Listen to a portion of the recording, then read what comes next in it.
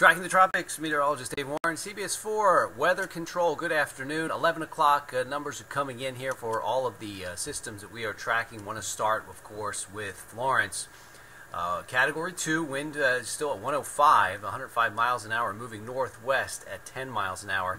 Slowed down a little bit, but the storm size is huge here. We already see the impacts in the Outer Banks and those rain bands with strong gusty wind as a tropical storm force wind approaching the coast of the Carolinas. Expected to maintain that hurricane intensity, making landfall overnight tonight through early tomorrow, then weakening to a tropical depression or a tropical storm, but still putting a lot of rain there over the Carolinas and eventually turning north over the Tennessee Valley up through Kentucky and West Virginia. Even outside of that track forecast cone, expecting the wind impacts to reach maybe as far north as Virginia, as far south as Charleston. Here's a look at the radar. A little ragged on that southern edge, but we're seeing the initial bands going right into the Outer Banks right now, and almost along the coast there near Wilmington. There's the Cape Fear River, so this is expected to really start to see the impacts coming in shortly. Very warm water, it's moving over, that's why it's maintaining that hurricane intensity.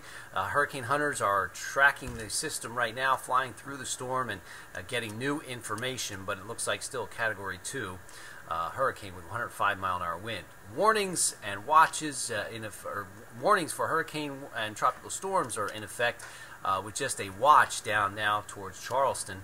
Watching for storm surge, big issue there, maybe 10 feet or more, especially over portions of North Carolina, and that's 6 to 13 feet above the ground with flash flood watches in effect because very heavy rain is coming in, the potential calling for anywhere from 20 to maybe as close to 30 inches of rain, primarily from the coast in North Carolina and inland.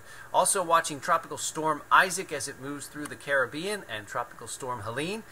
This is continuing to move north and will be pushing off to the northeast. Impacts here, we'll see the surf increasing with a high risk of rip currents and rough surf all the way down the coast.